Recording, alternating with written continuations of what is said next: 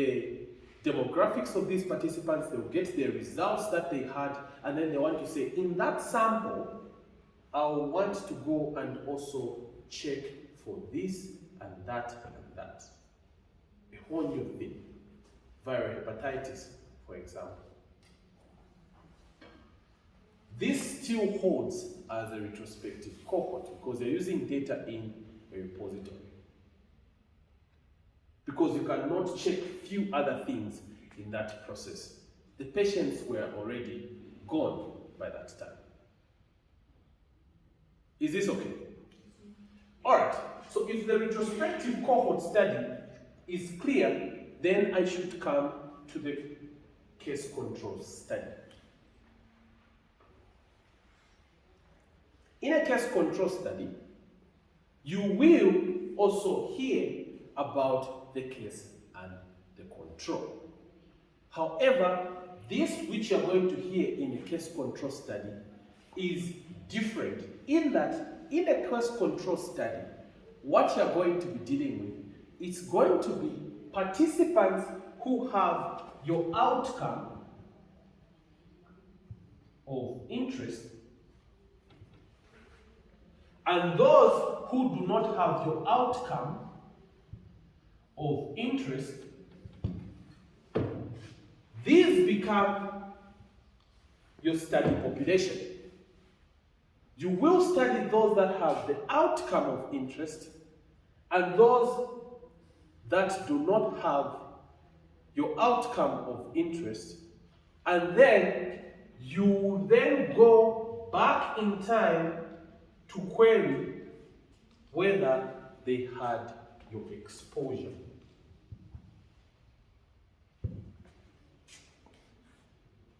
You are looking for people with the outcome. Those without the outcome, then you query, did they have my exposure of interest? So a classical example of this, if you want to relate to the same study that we had done, it would be that you would find participants that have your acute kidney disease and those that do not have acute kidney disease. Then you query, were you on TDF? Do you get the sense? Now that you have acute kidney disease, were you on TDF? Were you not on TDF? And what you are going to obtain as your parameters in a case control study is going to be the odds ratio. What are the odds that somebody who has acute kidney disease was on treatment with TDF? What are the chances? What's the likelihood that someone who has kidney disease was actually treated with TDF? Is that okay?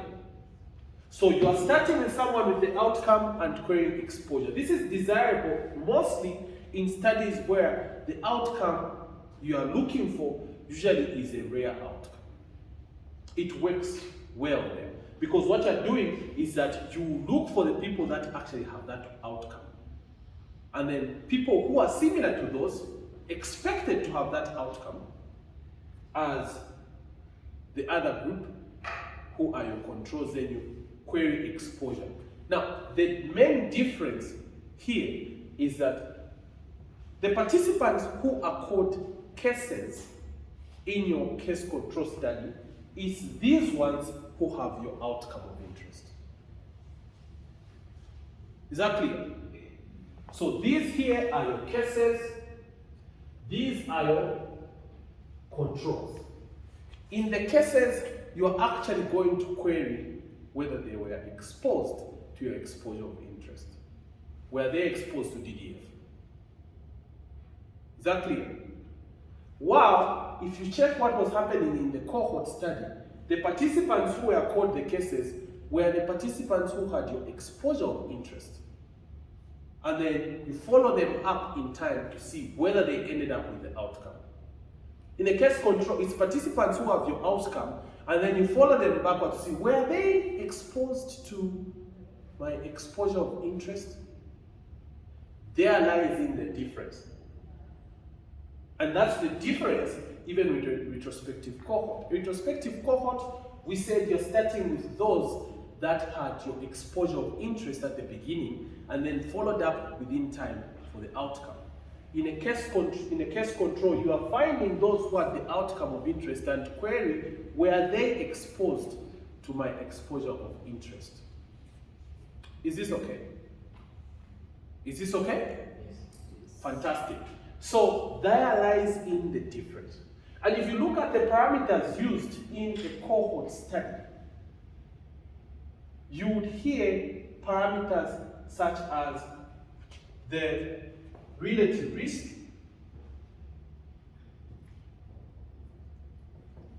and what we call the hazard ratios. The hazard ratio is actually going to be linked to the kind of variable that this is. So, hazard ratios is when you're dealing with a time to event variable. Do you see what I mean? Who ends up with acute kidney disease faster?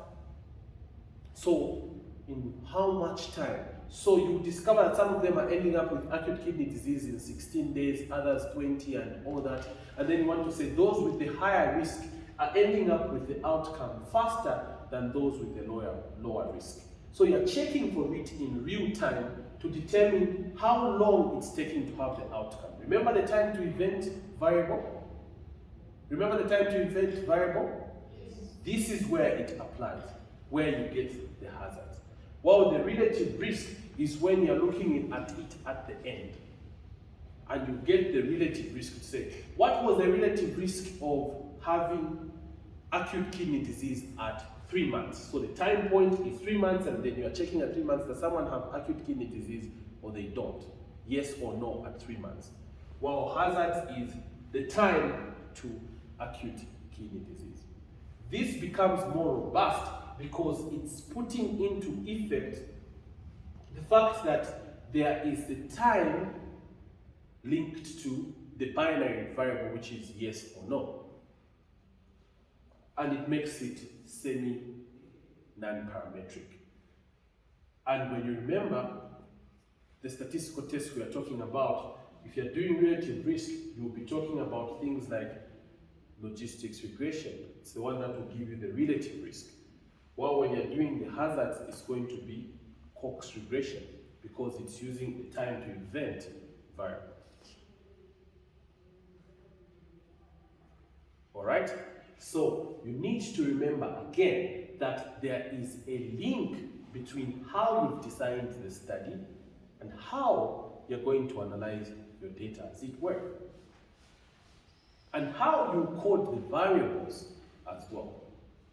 And how you have to do it is to make sure that as you code the variables, you code them in such a way that they give you the best and the most reliable information. Because in my study, I could have taken the option of saying, I'll follow them up and check at time 0, the way they are starting, and then at 3 months, just to see who has acute kidney disease at 3 months, without taking into account of the time-related aspect. I just say acute kidney disease at 3 months or not. I don't just consider anything related to the time it has taken this person to have the acute kidney disease.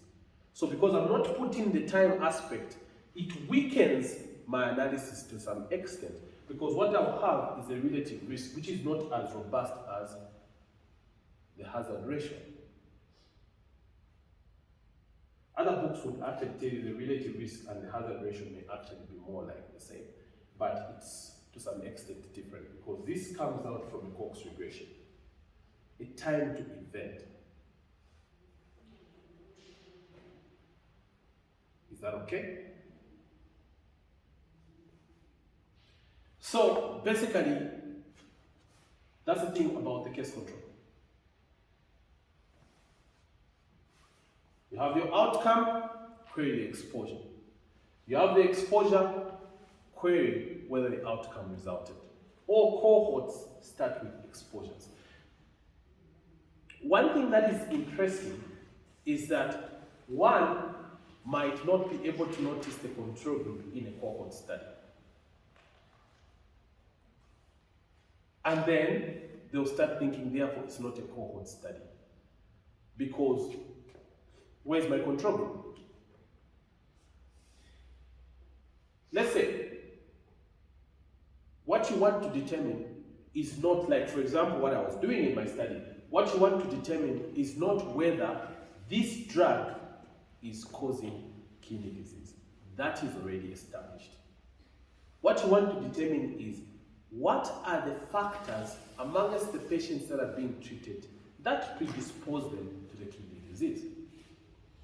So you just get a group of people on that particular treatment, and then you're trying to determine what factors, is it their age, is it their sex, is it the way they are beginning treatment in terms of their kidney function and things like that. Those factors in themselves would actually be the ones that you want to assess and determine how they are associated with the outcome.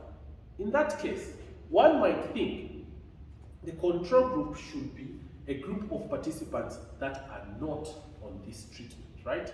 Such as patients that are on a bar cover. You follow them up together with patients that are on TDF, and then you want to follow them up to see ultimately who ends up with kidney disease more. Remember, you are not determining whether the drug causes kidney disease more. It's already determined. What you're actually determining are the factors amongst those participants. So in that case, you wouldn't have particularly a whole new drug that you're having as a control group.